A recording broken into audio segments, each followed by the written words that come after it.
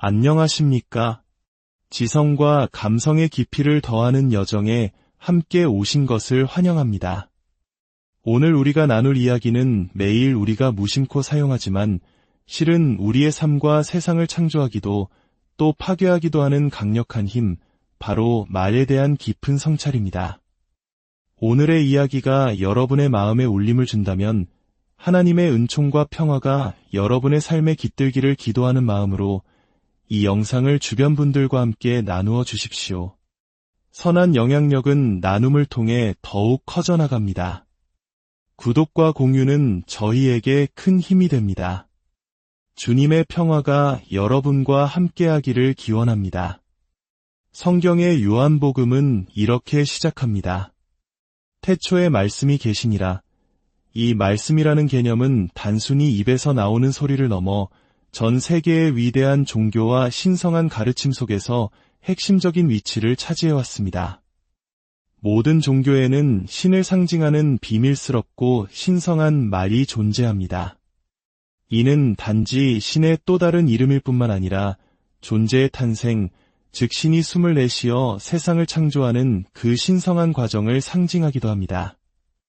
우리가 사는 이 작은 행성에서 말씀의 신비를 이해하려 노력할 수 있는 유일한 존재는 아마도 인간일 것입니다. 우리 인류는 단순히 말을 하는 능력을 넘어 말을 통해 생각과 사상, 감정과 같은 복잡하고 지적인 개념들을 명확하게 표현하고 전달하는 놀라운 힘을 지니고 있습니다. 감정적인 교감과 육체적인 태도까지도 말로써 표현할 수 있죠. 그렇기에 우리는 언어와 말의 사용에 대해 깊이 생각해 볼 필요가 있습니다. 말은 크게 세 가지 다른 차원에서 사용될 수 있습니다. 첫째, 가장 중요하고 근본적인 차원은 진실로서의 말입니다. 이것은 사실을 전달하고 오해를 바로잡으며 지혜를 나누는 말입니다. 둘째는 희망으로서의 말입니다. 절망에 빠진 이에게 용기를 주고 지친 영혼의 위로를 건네며 더 나은 미래를 꿈꾸게 하는 말입니다. 그리고 마지막 셋째는 두려움으로서의 말입니다. 이것은 사람들을 조종하고 분열을 일으키며 증오와 불안을 퍼뜨리는 파괴적인 말입니다. 우리는 일상생활 속에서조차 자신에게 해롭다고 느끼는 상황으로부터 스스로를 보호하기 위해 혹은 지지하고 방어하기 위해 이 세 가지 차원의 말을 끊임없이 사용하고 있습니다. 이 문제를 깊이 들여다보면 우리는 말이 단순한 소리의 나열이 아니라 매우 중요한 실체임을 깨닫게 됩니다. 사전 편찬자 노아 옙스터는 사전은 단어의 의미를 담은 책이 아니라 단어의 용례를 담은 책이다라고 말했습니다. 즉, 단어의 진정한 가치는 그것이 어떻게 사용되느냐에 따라 결정된다는 의미입니다. 우리는 우리가 사용하는 대부분의 단어를 온전히 이해하지 못합니다. 우리가 하는 많은 말들은 명확하지도 확신에 차 있지도 않습니다. 설령 명확하고 확신에 찬 말이라 할지라도 그것이 반드시 진실인 것은 아닙니다. 말은 이처럼 복잡하고 미묘한 것이기에 우리는 말을 사용할 때 신중해야 합니다. 현대 영어의 깃틀이 잡힌 17세기 세익스피어의 희곡들은 말이 얼마나 위대한 예술이 될 수 있는지를 보여주는 기념비적인 작품입니다. 그의 작품 속에서 말은 감정과 사상, 태도를 전달하는 도구가 되고 때로는 노래처럼 아름다운 은유를 지니기도 하고 때로는 듣는 이를 공포에 떨게 만드는 무기가 되기도 합니다. 지혜로운 사람은 말을 신중하게 사용합니다. 말에는 올바른 사용, 잘못된 사용, 그리고 악용이 있습니다. 올바른 사용은 무언가를 명확하게 밝혀주지만 잘못된 사용은 상황을 더욱 복잡하게 만듭니다. 그리고 악용은 언어를 파괴적이고 해로운 무기로 바꾸어 버립니다. 우리가 직면하는 첫 번째 문제는 말이 우리가 내는 소리의 완전한 의미를 전달하지 못한다는 사실입니다. 말은 의미를 부여할 수도, 거짓된 의미를 전달할 수도, 심지어 의미 자체를 부정할 수도 있습니다. 하지만 단어 스스로가 자신의 진정한 의미를 온전히 전달하는 경우는 거의 없습니다. 오래전 한 독일인 교수는 학생들의 질문을 허락하지 않아 그들을 무기력하게 만들곤 했습니다. 학생들이 왜 그렇습니까? 라고 물으면 교수는 침묵을 지켰습니다. 오랜 시간이 흐른 뒤 교수는 마침내 자신이 이해한 삶의 진실을 고백했습니다. 우리는 왜라는 질문에 답하기 위해 그 질문을 어떻게라는 질문으로 바꾸어 답할 수밖에 없네. 우리가 왜라고 물을 때 그것은 사실 어떻게를 의미하는 걸세. 이것은 우리가 근본적인 원인, 즉 왜에 대해서는 알지 못한다는 사실을 보여주는 단순하지만 명쾌한 설명입니다. 우리는 태양이 왜 뜨는지는 모르지만 천문학적 계산을 통해 어떻게 뜨는지는 압니다. 우리는 어떤 일이 왜 일어나는지는 모르지만 그 일이 어떻게 일어나는지는 관찰할 수 있습니다. 그래서 고등지성의 영역에서는 왜라는 질문의 사용이 거의 포기되었습니다.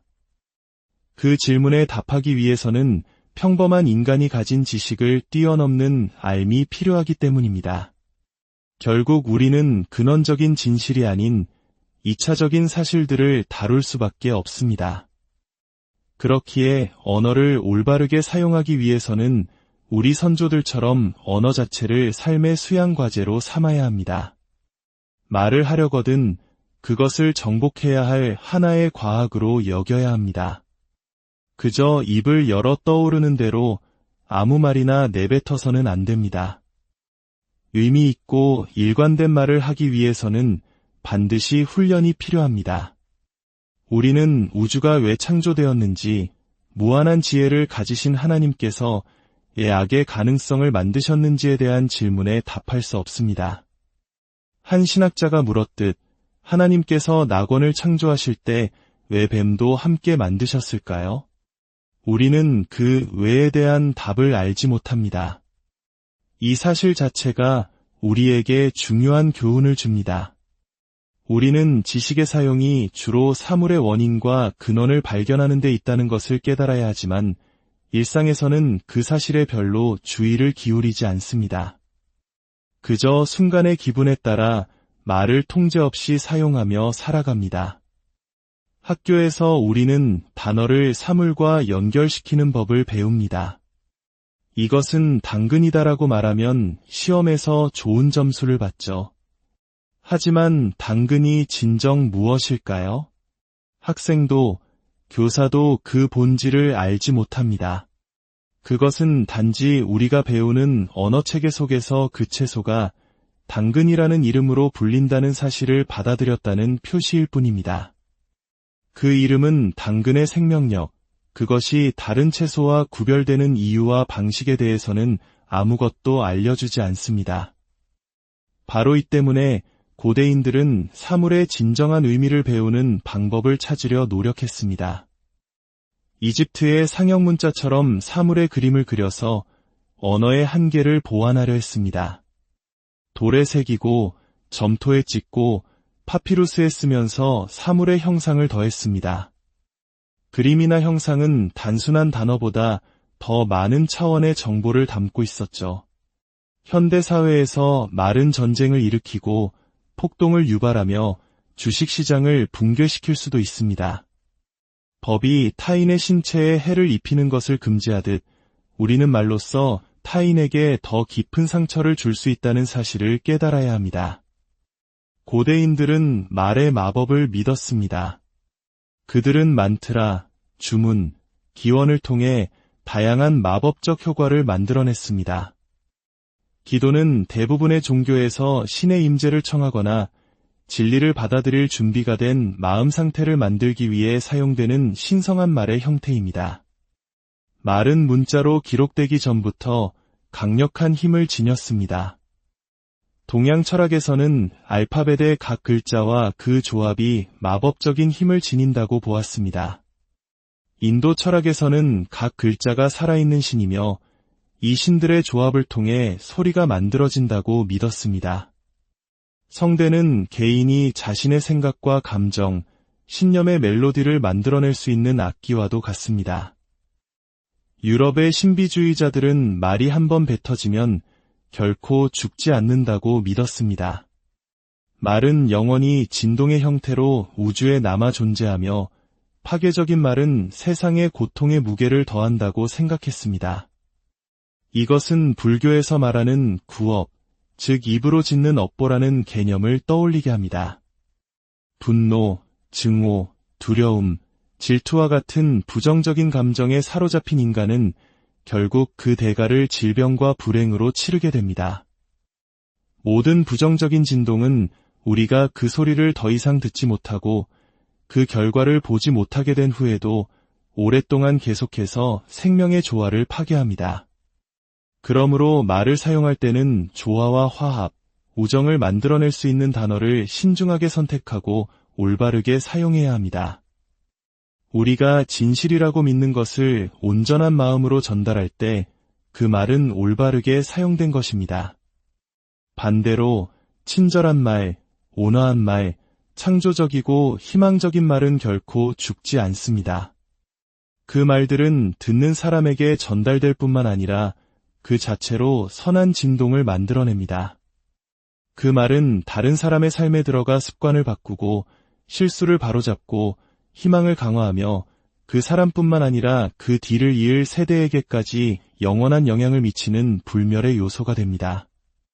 말의 오용은 무지에서 비롯될 수 있습니다. 하지만 무지로 인해 잘못된 말을 사용하여 어려움에 처했다면 그것은 자신의 무지를 극복하고 변화해야 한다는 강력한 동기가 되어야 합니다. 말을 할 수 있는 사람이라면 누구나 단어를 이해하고 그 기본적인 의미를 인식하며 가능할 때마다 올바르게 사용해야 할 책임이 있습니다. 고대 그리스의 철학자 피타고라스는 언어의 어려움을 바로잡는 가장 좋은 방법은 침묵이라고 단언했습니다. 그는 스스로 5년간의 침묵을 실천했고 그의 제자들에게도 똑같이 요구했습니다. 한 개인이 5년 동안 전혀 말을 하지 않는다면 그는 1년의 놀라운 발견을 하게 될 것입니다. 침묵은 여러 면에서 해답이 됩니다. 판단을 내리지 않음으로써 심각한 실수를 피할 수 있고 복잡한 생각의 충돌에 휘말리지 않게 됩니다. 또한 다른 사람이 스스로 문제를 해결하도록 내버려 둘 수 있는 여유를 갖게 됩니다. 우리 대부분은 누군가 문제를 가져오면 즉시 해결해주고 싶어 안달합니다. 하지만 그것은 상대방에게 필요한 해결책이 아니라 우리가 그를 지배하고 우리 생각에 동의하게 만들었다는 만족감을 얻기 위함일 수 있습니다. 5년간의 침묵은 이러한 모든 책임감에서 벗어나게 해줍니다. 피타고라스는 때때로 침묵을 소리의 한 형태로 사용했습니다. 대화 중에 신비로운 침묵을 사용함으로써 듣는 사람이 스승의 강요된 의미가 아닌 스스로 진정한 의미를 결정할 수 있도록 이끌었습니다. 격렬한 논쟁이 예상되는 질문에 대해서는 침묵이 종종 최선의 답이 됩니다. 자신의 의지에 반하여 논리의 힘에만 굴복당한 사람은 마음속으로는 여전히 이전의 생각을 고수하며 나중에 다시 그 문제를 들고 나올 것이기 때문입니다. 오늘날 우리는 말과 관련된 저급한 취향의 홍수 속에 살고 있습니다. 대중 오락은 인류의 더 나은 취향과 판단에 반하는 저속한 말과 생각, 태도로 가득 차 있습니다. 이러한 것들로부터 우리 마음을 보호하는 한 가지 방법은 입을 닫고 또 다른 방법은 눈을 감는 것입니다. 그렇게 할 때 우리는 비로소 스스로 생각할 수 있는 힘을 되찾게 됩니다. 알렉산드리아의 신플라톤주의자들은 말을 신성한 절차로 여겼습니다. 모든 말은 영혼에서 비롯되어야 한다고 믿었습니다. 만약 말이 영혼에서 우러나와 마음을 정돈하지 못한다면 그것은 외부 세계와 안전하게 소통될 수 없다고 생각했습니다. 우리는 항상 자신의 혀에 재갈을 물리고 사회와 자신에게 가치 있는 말을 사용해야 합니다. 수많은 가정이 말 한마디에 깨어지고 사소한 논쟁이 가족을 갈라놓습니다. 인류가 겪는 대부분의 문제는 불필요한 말과 논쟁에서 비롯됩니다. 역사 또한 말로 기록됩니다. 하지만 오늘날 역사의 90%는 승자에 의해 패자의 희생 위에서 쓰여졌다는 것이 일반적인 견해입니다. 우리는 상황과 관계없이 항상 패자를 악당으로 만듭니다. 우리는 역사책의 말을 믿지만 그것이 진실인지 아닌지는 알지 못합니다. 우리는 단지 우리가 원하거나 기대하거나 현재 우리의 생각과 일치하는 것을 진실로 선택할 뿐입니다. 말의 가장 끔찍한 악용은 고대의 흑마술에서 찾아볼 수 있습니다. 사람을 해치고 적을 파괴하기 위한 온갖 주문과 주술이 존재했습니다. 이와 반대로 우리가 말을 가장 고귀하게 사용하는 형태는 아마도 기도일 것입니다. 우리의 기도가 단순하고 정직하다면 말입니다. 만약 우리의 기도가 탐욕스럽거나 이기적이라면 그것 역시 흑마술과 다를 바 없습니다. 기도는 말의 백마술이고 강신술이나 저주는 흑마술이라 할 수 있습니다. 우리가 내뱉는 모든 말은 그것이 바람을 향해 뱉은 말일지라도 어떤 식으로든 결과를 낳습니다. 특히 험담과 뒷이야기는 파괴적인 힘을 가집니다. 우리는 전화 한 통으로 하루 동안 오가는 가십으로 수천 개의 가정을 파괴할 수 있는 힘을 가지고 있습니다. 악의적인 의도가 아니었다고 변명할지 모르지만 남들이 모르는 비밀을 공유하며 느끼는 쾌감에서 비롯된 행동은 분명히 잘못된 것입니다. 누군가에 대한 험담을 친구에게 전하고 싶을 때 우리 내면에서는 여러 가지 일이 일어납니다. 먼저 그 정보의 진실성을 의심해야 하지만 우리는 대개 이 과정을 가볍게 무시합니다. 그리고 두 번째로 자문해야 합니다. 이 정보를 공유하는 것이 누구에게 도움이 되는가? 상황을 개선시키는가? 아니면 악화시키는가? 험담과 비방은 대개 상처를 줍니다. 하지만 이야기는 거기서 끝나지 않습니다. 상처를 주는 그 작은 말 한마디와 그 뒤에 숨은 생각은 계속 살아남아 다른 부정적인 생각들과 섞이고 점차 가치를 파괴하는 공동체의 분위기를 만들어냅니다. 이러한 부정적인 에너지들은 사라지지 않고 계속 축적됩니다. 고대인들은 모든 부정적인 생각은 작은 악마가 되고 모든 아름다운 생각은 작은 천사가 된다고 믿었습니다. 우리는 오직 선한 것들로 삶을 둘러쌈으로써 스스로를 보호할 수 있습니다. 여기서 선한 것이란 공정함, 진실성, 그리고 용서의 마음을 의미합니다. 우리 입에서 나오는 모든 말은 결국 우리 자신의 귀로 되돌아옵니다. 조화롭지 못하고 잔인하며 사려 깊지 못한 말이 입 밖으로 나오면 그것은 다시 우리의 뇌와 마음으로 돌아와 영향을 미칩니다. 우리 각자는 자신의 성격과 기질을 공정하게 평가해 보아야 합니다. 그리고 용기가 있다면 친구에게 자신에 대해 어떻게 생각하는지 물어볼 수도 있습니다. 이는 많은 용기가 필요하고 수많은 우정을 깨뜨릴 수도 있지만 여전히 매우 유용한 일입니다. 우리는 진실을 말해주는 친구에게 감사해야 합니다. 삶의 모든 것은 움직임이며 진동입니다. 생각도, 말도 살아있는 실체입니다. 우리가 한 말을 들은 증인이 없다는 사실이 그 말이 존재하지 않음을 의미하지는 않습니다. 증인은 몇 년 후에 나타날 수도 있습니다.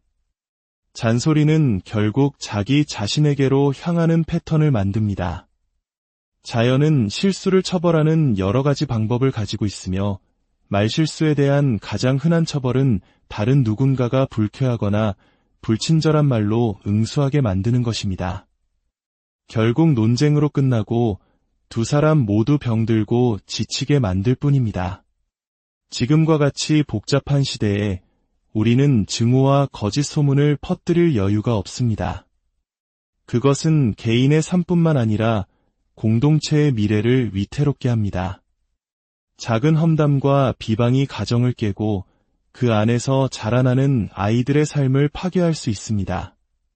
말과 생각, 행동으로 가능한 모든 것은 건설적이어야 합니다.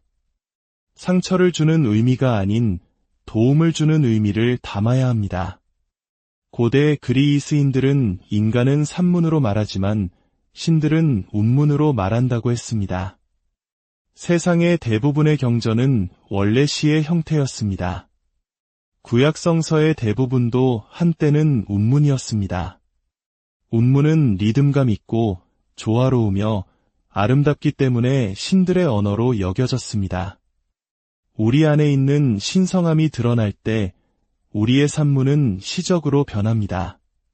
하지만 현대의 어떤 시나 예술처럼 매우 빈약하고 불안하며 부서지기 쉬운 언어는 삶의 문제에 아무런 도움이 되지 않습니다. 원칙적으로 아름다운 것, 즉 이상적이고 조화로우며 차이를 화해시키는 것이 선한 것입니다. 화평하게 하는 자는 복이 있나니 그들은 확실히 보상을 받을 것입니다.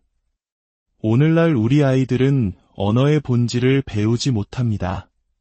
그들은 사물의 이름을 배우고 이름을 알면 그 사물을 안다고 믿습니다. 당근이 무엇인가? 라는 질문에 채소라고 답하면 정답을 맞지만 당근의 본질은 알지 못합니다. 이름으로 대답하고 그것으로 충분하다고 여기는 것이죠. 진정한 이해의 능력은 학교 교육이 시작되기 전에, 즉 유아기에 개발되어야 합니다. 그렇지 않으면 교육은 대부분 거부되고 결국 단어만 암기하고 본질에 대해서는 아무것도 모르는 상태로 끝나게 될 것입니다. 세계의 수많은 종교 철학 체계에는 저마다의 어휘가 있습니다. 신에 대한 이름, 신성에 대한 용어들이 있죠. 브라흐마를 숭배하는 사람과 다른 이름으로 다른 신을 숭배하는 사람은 결국 같은 신을 섬기고 있는 것입니다. 언어에 대한 연구만으로도 거의 모든 종파적 신념의 차이를 끝낼 수 있습니다. 신념의 본질은 같지만 이름만 다르기 때문입니다. 이름만 알고 그 본질을 모르는 한 우리는 계속해서 분열하고 싸울 것입니다. 현대사회에서 우리는 언어가 점점 더 저급해지는 문제에 직면해 있습니다. 비속어와 욕설이 일상적인 용법이 되어가고 있습니다. 우리는 이러한 것들이 마약만큼이나 우리 정신에 해롭다는 것을 깨닫지 못합니다. 언어의 고상함이 파괴되는 것은 인류에게 큰 재앙이 될 수 있습니다. 그것은 인간을 본래 의도된 것보다 훨씬 낮은 삶의 수준으로 전락시킬 수 있습니다. 이집트인들처럼 우리도 언어를 구분할 필요가 있습니다. 그들은 시장의 언어와 신전의 언어를 구분했습니다. 신성한 언어는 대중에게 전달되지 않았습니다. 물리학자에게 적합한 언어, 의사에게 특별한 의미를 지닌 언어, 법정에서 필요한 언어 등 전문 분야의 언어가 있습니다. 하지만 이 모든 것의 바탕에는 우리가 삶을 영위하기 위해 사용해야 하는 공통의 언어가 있어야 합니다. 물리학자와 주부가 만나는 지점은 바로 이 공통의 언어, 즉 사랑과 우정, 친절, 공감과 같은 가치를 담은 언어입니다. 이 공통의 언어는 모든 수준의 사람들에게 동등하게 속하며 인류의 기본적인 신념을 구성합니다. 과학과 종교 사이에 갈등이 있는 이유 중 하나는 우리가 종교를 설명하기 위해 과학적 언어를 사용하려 하고 과학을 설명하기 위해 종교적 언어를 사용하려 하기 때문입니다. 둘 다 통하지 않습니다. 각자 고유의 영역이 있지만 둘은 진리에 대한 사랑, 인류에 대한 봉사라는 공통의 지점에서 만납니다. 우리는 젊은이들이 이러한 삶의 위대한 현실, 즉 제국이 붕괴된 후에도 살아남아야 할 단순한 현실에 직면할 수 있도록 준비시켜야 합니다. 우리는 일반적으로 이해될 수 있는 단순하고 정직한 언어를 사용해야 합니다. 우리 가정 문제의 90%는 단지 적절한 단어를 사용함으로써 해결되거나 개선될 수 있을 것입니다. 우리는 인상적으로 들린다는 이유만으로 긴 단어에 현혹되어서는 안 됩니다. 가능한 한 가장 적은 단어와 가장 짧은 문장으로 우리 자신을 솔직하게 표현해야 합니다. 토론이 정교해질수록 우리는 진실에서 멀어집니다. 오늘날 우리는 현실을 외면하기 위해 스스로를 설득하고 있습니다. 놀라운 어휘와 새로운 단어 사용법으로 복잡한 패턴을 만들어 우리가 곤경에 처해 있다는 단순한 사실을 흐리게 만듭니다. 하지만 아무리 말을 많이 해도 문제는 사라지지 않습니다. 문제를 해결하는 것은 말이 아니라 성장입니다. 그러나 성장은 다시 말이 될 수 있으며 그렇게 될 때 그것은 성경과 같은 경전이 됩니다. 성장에 의해 영감을 받은 말은 살아있는 힘을 가집니다.